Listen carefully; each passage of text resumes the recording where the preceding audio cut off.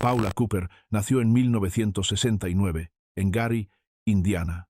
Ella y su hermana mayor, Rhonda, crecieron en un hogar lleno de dificultades. Su madre, Gloria, luchaba contra el alcoholismo y problemas de salud mental. Su padre, Herman, estaba a menudo ausente debido a su trabajo y problemas personales. Paula y Rhonda estuvieron en cuidado de crianza varias veces, pero siempre regresaban con sus padres. El ciclo de abandono y maltrato continuaba. El 14 de mayo de 1985, Paula tenía 15 años. Ese día, ella y 3 amigas se saltaron la escuela, bebieron y fumaron. Por la noche, planearon robar dinero en la casa de Ruth Pelke, una mujer de 78 años que daba clases bíblicas en Gary. Las adolescentes dijeron que querían aprender más sobre la Biblia para entrar a la casa. Una vez adentro, una de las chicas golpeó a Ruth con un jarrón. Paula le asestó 33 golpes con un objeto de carnicero de 30 centímetros. Después, tomaron $10 y el auto de Ruth, y huyeron. Su objetivo era conseguir dinero. Paula luego calificó lo ocurrido como un robo que salió mal. Dijo que no tenían la intención de causar tanto daño, pero ya habían cometido otros robos antes. Tener a Ruth en casa convirtió su plan en un incidente fatal. El juicio de Paula comenzó en 1986. Fue declarada culpable de quitar una vida. Como era menor de 16 años, el caso llamó la atención a nivel nacional. El 11 de julio de 1986, un juez le impuso la pena capital. Se convirtió en la mujer más joven en recibir esa condena. El caso provocó una fuerte reacción. Grupos de derechos humanos e incluso el Papa Juan Pablo II pidieron clemencia. 2 años después, la Corte Suprema de EEUU dictaminó que nadie menor de 16 años en el momento del acto podía recibir esa pena. Indiana actualizó sus leyes para ajustarse a esa decisión. La sentencia de Paula cambió a 60 años de prisión. Cumplió alrededor de 28 años y obtuvo una licenciatura mientras estaba presa. El 17 de junio de 2013 fue liberada. Después de su liberación, Paula intentó construir una nueva vida. Dijo que lamentaba sus acciones y quería ayudar a otros a no cometer los mismos errores. Luego, el 26 de mayo de 2015, a los 45 años, Paula falleció en lo que parecía un incidente autoinfligido. Su vida terminó tras un largo y difícil camino. El siguiente caso comenzó con celos y terminó en algo mucho peor. Krista Pike nació en 1976, en Beckley, Virginia Occidental. Creció en un hogar inestable. Sus padres se casaron y divorciaron 2 veces. La casa estaba a menudo en caos. En ocasiones, Krista sufrió abandono y maltrato. Cuando su abuela murió, Krista quedó profundamente afectada. A los 12 años, intentó quitarse la vida. Durante su adolescencia, el comportamiento de Krista se volvió más impredecible. Fue dañada por otros y también causó daño. Sus calificaciones bajaron y cambió de escuela varias veces.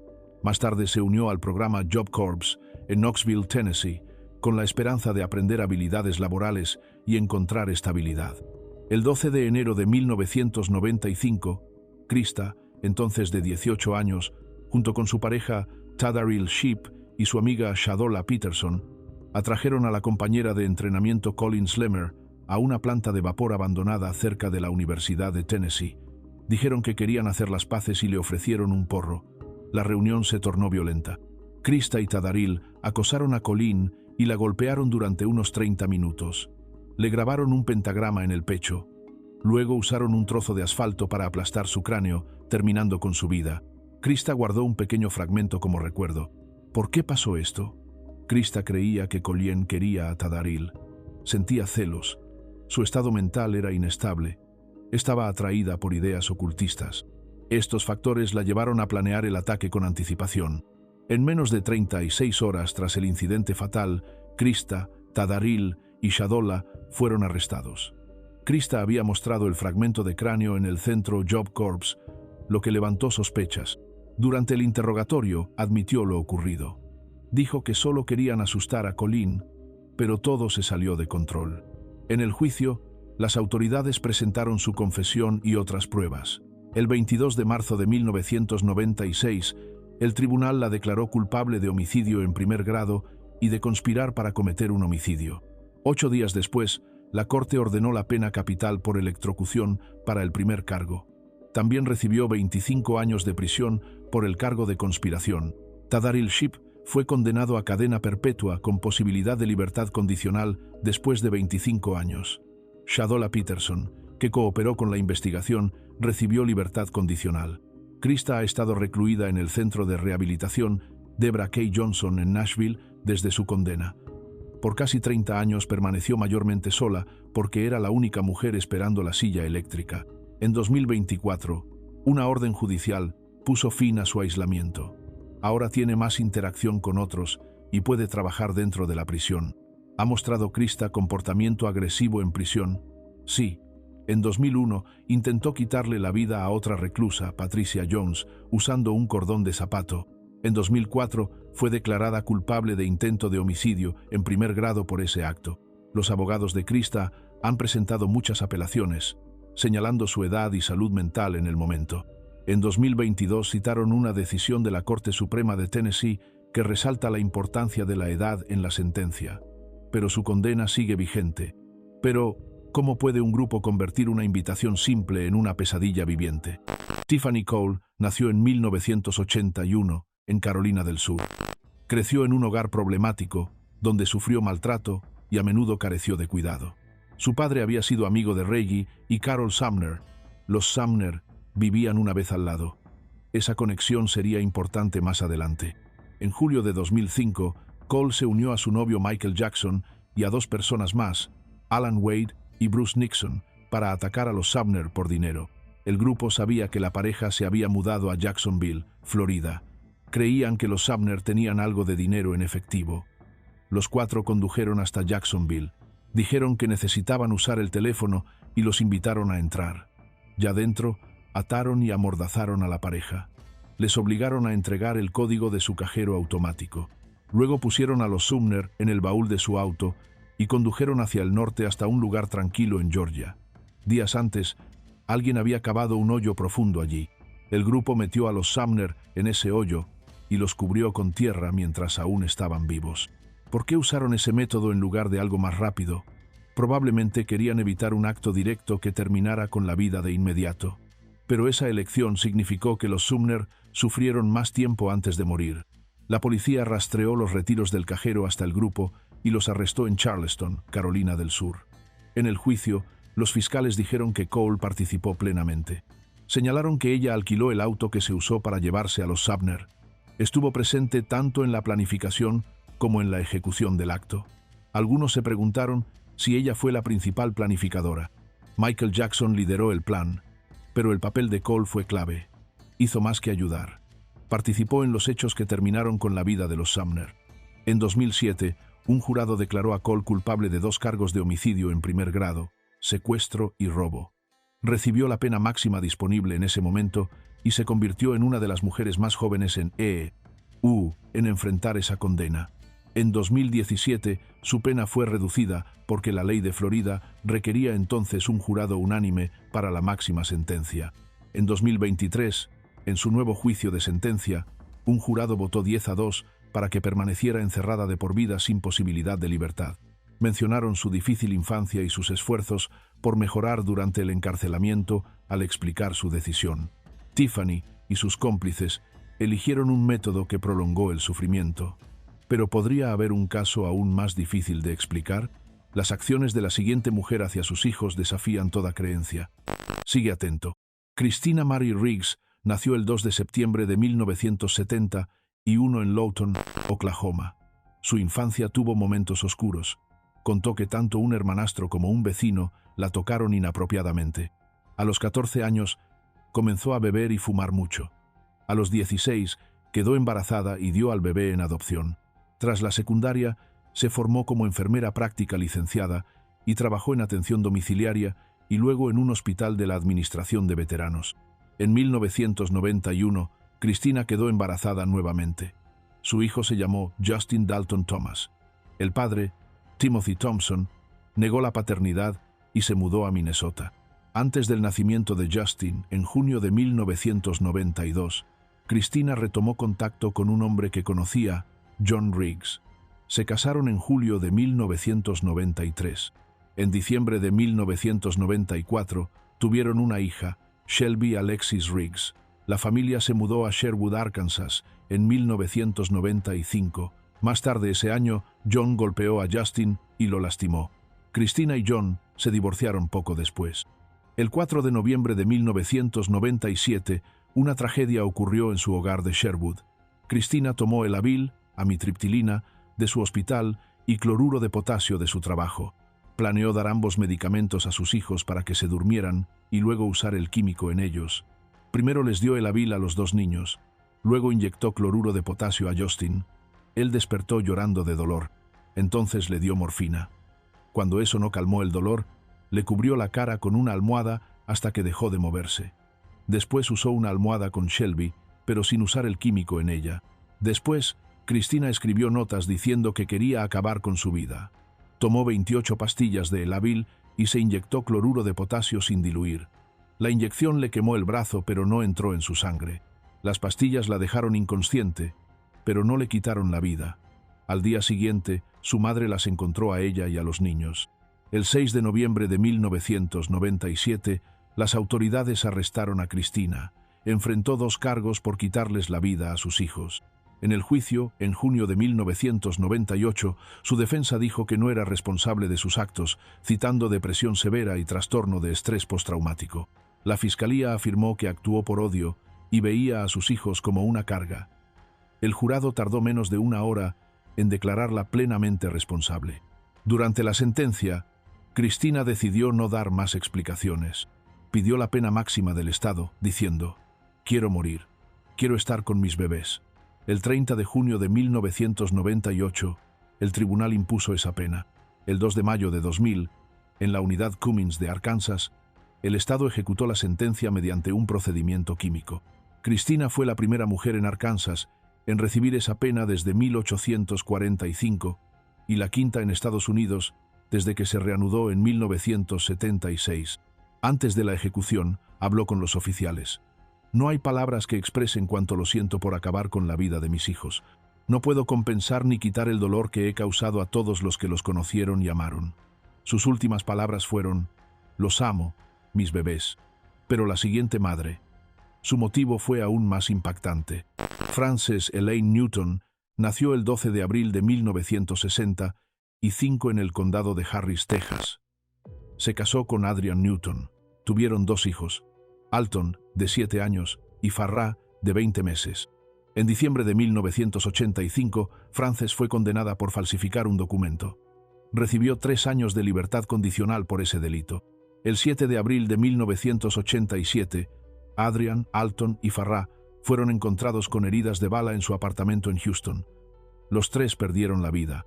Los investigadores rastrearon la pistola hasta un hombre con quien Frances tenía una relación en ese momento. Frances dijo que un narcotraficante a quien Adrian le debía dinero estaba detrás de lo ocurrido. Un mes antes del incidente, Frances hizo algo muy sospechoso.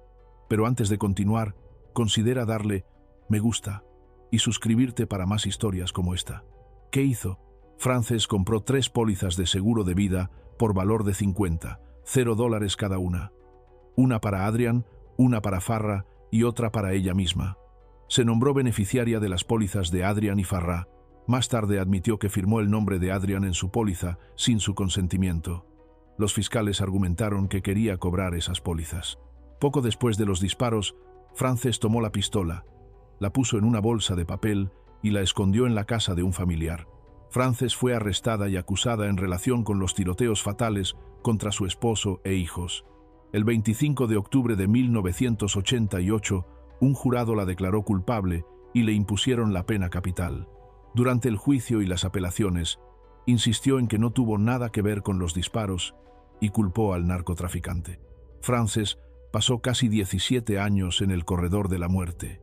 Durante ese tiempo, muchas personas cuestionaron la solidez de las pruebas y la calidad de su defensa legal. El 1 de diciembre de 2004, solo 2 horas antes de enfrentar su ejecución, el gobernador Rick Perry le concedió una demora de 120 días para realizar más pruebas forenses. Las apelaciones posteriores fallaron y la ejecución fue reprogramada. El 14 de septiembre de 2005, se llevó a cabo la ejecución de Frances Newton en la unidad Huntsville, Texas. Ella decidió no hacer una declaración final ni pedir comida para su última cena. Fue la tercera mujer en Texas en enfrentar esta pena desde 1982 y la primera mujer negra en el estado en hacerlo desde la Guerra Civil. Pero, ¿y si las señales de advertencia siempre estuvieron ahí, simplemente ignoradas? Lisa nació en 1975. Tenía antecedentes con la ley. Cumplió 5 años por posesión con intención de vender sustancias ilegales. Tenía un hijo propio. Estaba en una relación con Marcella Williams, madre de Davontae. Compartían un apartamento en Arlington, Texas. Fue ahí donde ocurrió el maltrato. Davontae nació prematuro en junio de 1995 y tenía discapacidades del desarrollo. Los Servicios de Protección Infantil, CPS, investigaron el hogar varias veces por denuncias de negligencia y maltrato. En 1999, Davontae y su hermana fueron retirados del hogar tras señales alarmantes como pérdida de cabello y moretones. Un año después, los devolvieron a Marcella con la condición de que mantuviera a Coleman alejada de los niños. En julio de 2004, los primeros respondedores encontraron el cuerpo de Davontae en el apartamento. Tenía 9 años. Pesaba solo 16 kilos, aproximadamente la mitad del peso esperado para un niño de su edad. Su cuerpo mostraba más de 250 lesiones. Tenía quemaduras y cicatrices que indicaban un abandono continuo. Murió por desnutrición y neumonía. Nadie sabe con certeza por qué Lisa y Marcella trataron a Davontae así. Algunos informes dicen que tuvieron dificultades para criar a los niños. Puede que se sintieran abrumadas por su comportamiento. Aún así, la magnitud del daño sugiere que quisieron causar daño. Las autoridades investigaron y presentaron cargos contra ambas mujeres. En junio de 2006, un jurado declaró a Lisa culpable. Recibió la sentencia más severa disponible. El Tribunal de Apelaciones Penales de Texas confirmó el veredicto, diciendo que las pruebas eran suficientes. Fue la 15ª mujer en Estados Unidos en enfrentar esta pena desde 1976. Su caso llamó la atención nacional. Marcella aceptó un acuerdo de culpabilidad y cumple cadena perpetua. Después de agotar todas sus apelaciones, el Estado ejecutó el procedimiento médico el 17 de septiembre de 2014 en la unidad Huntsville, Texas. Las últimas palabras de Lisa fueron para su familia. Solo quiero decirles a mi familia que los amo, a mi hijo, lo amo. Dios es bueno. Ya terminé. 12 minutos después, su vida terminó. La siguiente historia no es fácil, pero merece ser contada. Kelly Renee Brookshire nació el 8 de marzo de 1968 en Lawrenceville, Georgia. Creció en una familia pobre dedicada al cultivo de algodón. Sus primeros años fueron muy difíciles. Durante su infancia y adolescencia, su padrastro y otros hombres la dañaron de una manera a la que ella no consintió. En su último año de secundaria, dijo que alguien la obligó a un acto íntimo. 9 meses después, tuvo a su primer hijo. A los 19 años, Kelly se casó con Jeff Banks. Ese matrimonio terminó tras 6 meses. En 1989 se casó con Douglas Gissendaner. Tuvieron un hijo juntos. El dinero se volvió escaso y se mudaron con la madre de Kelly. Douglas se unió al ejército y vivieron un tiempo en Alemania. Allí, Kelly quedó embarazada de otro hombre, quien luego falleció de cáncer. Kelly y Douglas se divorciaron en 1993 y se volvieron a casar 2 años después. Para diciembre de 1996, habían comprado una casa en Auburn, Georgia. El 7 de febrero de 1997, Kelly planeó acabar con la vida de Douglas. Le pidió a su novio, Gregory Owen, que llevara a cabo su plan. Owen se escondió cerca de su casa en Auburn. Cuando Douglas llegó, Owen lo obligó a subir a su auto. Condujeron a un área boscosa en el condado de Gwinnett. Allí, Owen golpeó a Douglas con un palo y le asestó varias heridas en el cuello y la espalda con un objeto afilado. Kelly llegó poco después. Juntos incendiaron el auto de Douglas y dejaron su cuerpo en el bosque. El objetivo de Kelly era deshacerse de Douglas, pero seguir cobrando su seguro de vida y conservar la casa. El cuerpo de Douglas fue encontrado casi 2 semanas después. Los investigadores revisaron registros telefónicos y vieron que Kelly había llamado a Owen 47 veces y le había enviado 18 páginas de mensajes en los días previos a la muerte de Douglas. Ambos fueron arrestados el 25 de febrero de 1997. Antes del juicio, los fiscales ofrecieron a ambos un trato: cadena perpetua con posibilidad de liberación tras 25 años. Owen aceptó y accedió a testificar contra Kelly. dijo que ella le había preguntado 3 meses antes sobre una forma de deshacerse de Douglas. Kelly rechazó la oferta. Durante el juicio, se supo que Kelly intentó intimidar a testigos e incluso intentó pagar a alguien para que mintiera en la corte. El 18 de noviembre de 1998 fue declarada culpable de planear un homicidio. Al día siguiente, el juez le impuso una condena que ponía fin a su vida. Muchas personas discutieron si ese castigo correspondía a su papel. Owen, quien ejecutó el plan, recibió cadena perpetua con posibilidad de liberación. Kelly, quien organizó todo, recibió la pena máxima. En prisión, Kelly tuvo un cambio de fe. Comenzó a ayudar a otras personas ahí. Se inscribió en un curso de teología y formó una amistad con el teólogo Jürgen Moltmann. Su trabajo guiando y apoyando a sus compañeras le ganó respeto.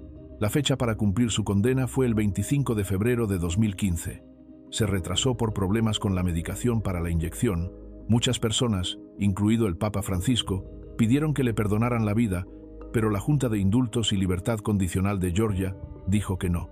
El 30 de septiembre de 2015, su condena se ejecutó mediante inyección médica en la prisión de diagnóstico y clasificación de Georgia. Fue la primera mujer en Georgia en enfrentar esa pena en 70 años. Sus últimas palabras fueron sencillas.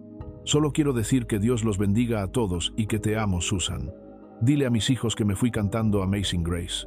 Para su última comida, pidió 2 hamburguesas con queso, 2 órdenes grandes de papas fritas, pan de maíz, suero de leche, helado de vainilla con cereza, palomitas de maíz y una ensalada con huevo cocido, jitomates, pimientos morrones, cebollas, zanahorias, queso y aderezo de suero de leche. En el siguiente caso, una baja puntuación en un test de inteligencia generó dudas sobre la culpabilidad y la condena. Pero ya era demasiado tarde. Teresa Wilson nació el 26 de abril de 1969 en Danville, Virginia. Creció en una familia trabajadora. Ambos padres laboraban en una fábrica textil. Cuando era joven, cantaba en la iglesia. A los 16 años dejó la escuela y se casó con un hombre que conoció en esa iglesia. Tuvieron una hija, Christy Lynn Bean. El matrimonio terminó poco después. Teresa entonces comenzó a beber y a usar pastillas para el dolor. Su suegra, Mary Bean, dijo que Teresa no estaba bien. Con los años, Teresa tuvo muchos trabajos mal pagados. En la primavera de 2000, consiguió empleo en la fábrica textil Dan River. Su supervisor era Julian Clifton Lewis Jr., un reciente viudo con 3 hijos, Jason, Charles y Kathy.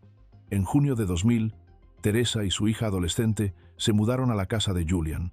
Poco después, Teresa y Julian se casaron. En diciembre de 2001, Jason murió en un accidente automovilístico. La familia recibió $200 de un seguro de vida.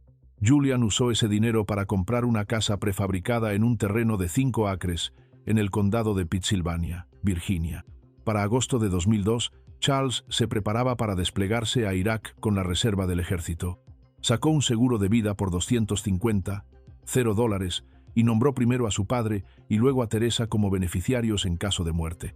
El 30 de octubre de 2002, Teresa dejó la puerta de su casa sin seguro. 2 hombres, Matthew Schallenberger y Rodney Fuller, entraron y dispararon a Julian y Charles mientras dormían. El objetivo era cobrar los $250 del seguro.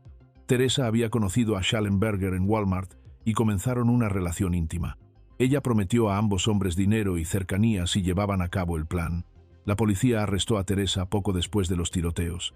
Ella admitió su participación. Se declaró culpable del cargo más grave, causar la muerte de 2 personas por dinero. Schallenberger y Fuller recibieron sentencias de cadena perpetua. El coeficiente intelectual de Teresa fue medido en 72, apenas por encima del límite para discapacidad intelectual.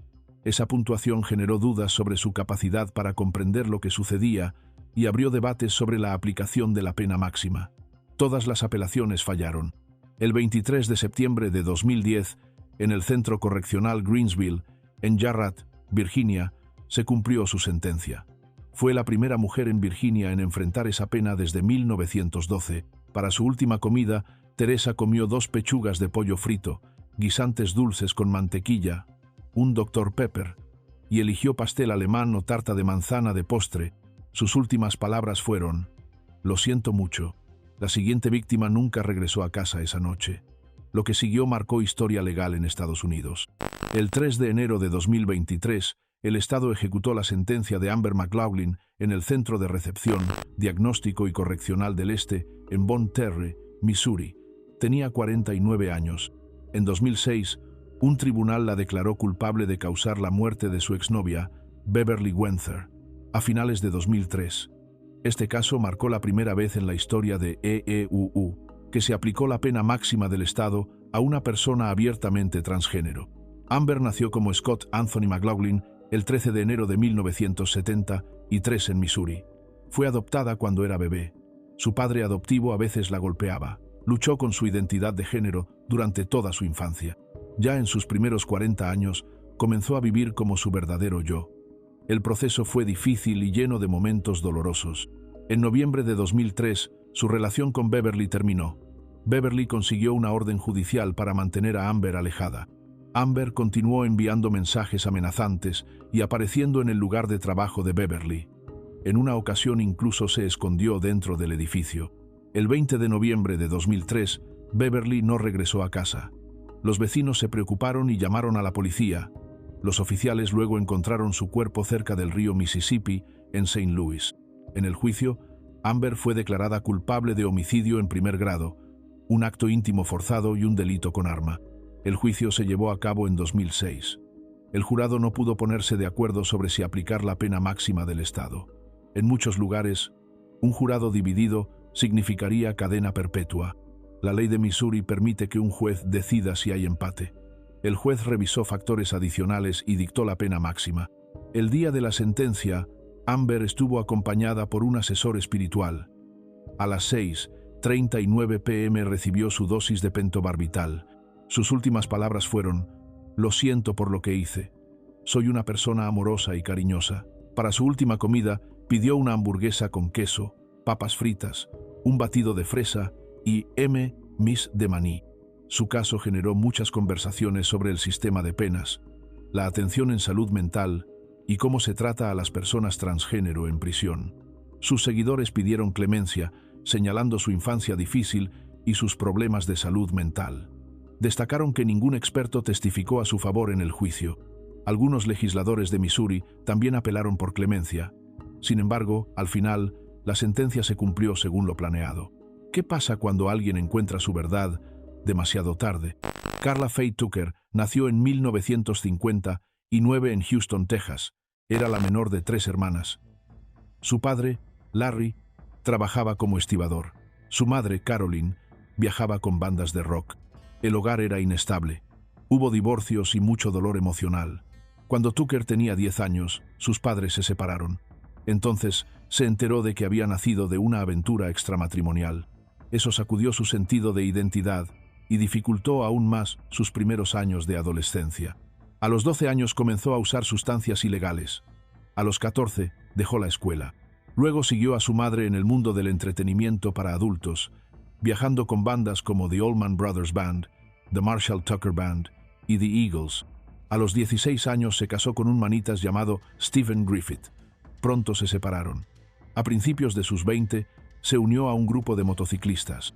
Ahí conoció a Sean Dean y a su esposo, Jerry Lynn Dean. Esas relaciones condujeron a un incidente impactante. El 13 de junio de 1983, alrededor de las 3 a.m., Tucker y su novio, Daniel Ryan Garrett, fueron al apartamento de Jerry Lynn Dean para llevarse una motocicleta que él estaba arreglando. James Liebrandt esperaba afuera. Dentro, Dean confrontó a Tucker. Garrett le dio un golpe en la parte posterior de la cabeza con un martillo. Dean empezó a hacer sonidos ahogados mientras salía sangre de su boca. Tucker tomó un pico de 3 pies y se lo clavó varias veces. Garrett le dio un último golpe en el pecho. Dean perdió la vida en ese momento. Después, Tucker encontró a Deborah Ruth Thornton en el apartamento. Thornton había pasado la noche ahí tras una discusión con su esposo. Tucker la golpeó repetidamente con el pico. Esos golpes terminaron con la vida de Thornton. En el juicio, Tucker dijo que sentía un placer intenso con cada golpe. Esa declaración sorprendió a muchos. A la mañana siguiente, un compañero de trabajo encontró ambos cuerpos. La policía investigó y arrestó a Tucker y Garrett 5 semanas después. En septiembre de 1983, Se les acusó formalmente en relación con los dos trágicos eventos. Sus casos fueron juzgados por separado. Tucker enfrentó cargos por ambos eventos. Testificó contra Garrett en su juicio, por lo que se retiró el cargo contra ella en el caso de Thornton. Tucker se declaró inocente. En 1984, un jurado la declaró responsable y le impuso la pena más severa. Su caso atrajo mucha atención. Era una mujer enfrentando esa pena. Se convirtió en cristiana renacida mientras esperaba en la sección para reclusos programados para el procedimiento final. Muchos líderes religiosos y políticos pidieron clemencia. Incluso el Papa escribió a su favor. Pero la Junta de Indultos y Libertad Condicional de Texas rechazó todas las apelaciones. El gobernador George W. Bush decidió no intervenir. El procedimiento se llevó a cabo el 3 de febrero de 1998. Ese día, Tucker fue trasladada de la unidad Mountain View en Gatesville a la unidad Huntsville. Pidió como última comida un plátano, un durazno y una ensalada de jardín con aderezo ranch.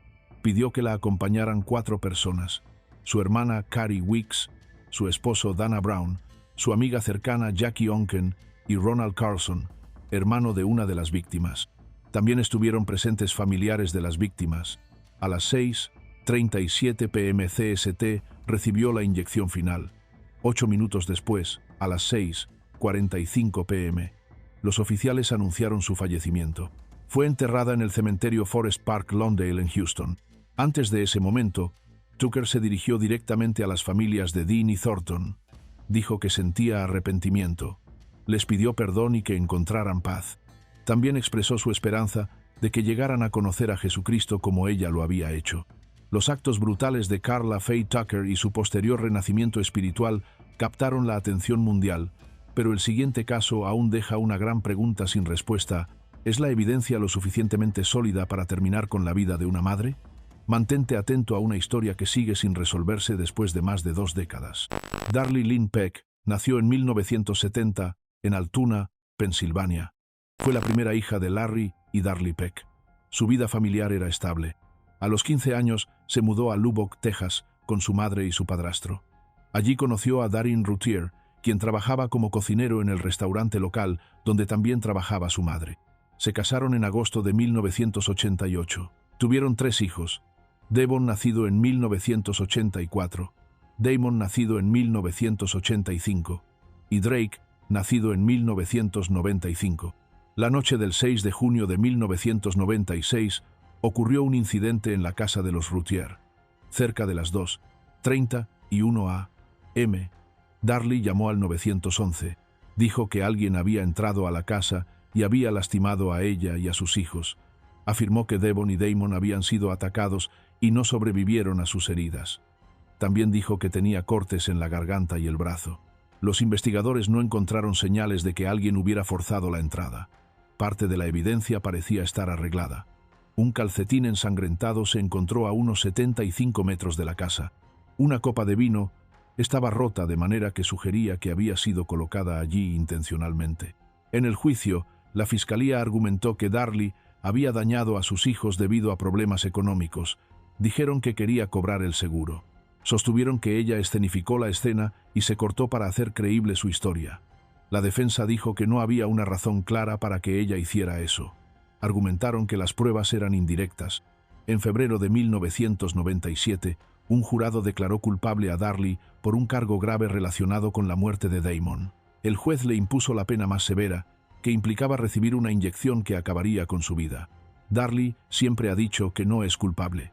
Sus abogados han presentado muchas apelaciones a lo largo de los años. Señalaron errores en el juicio y destacaron nuevos detalles de ADN. En 2008, un tribunal permitió realizar nuevas pruebas de ADN.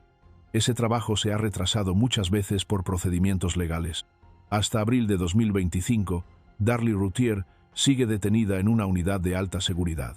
Su caso continúa atrayendo atención.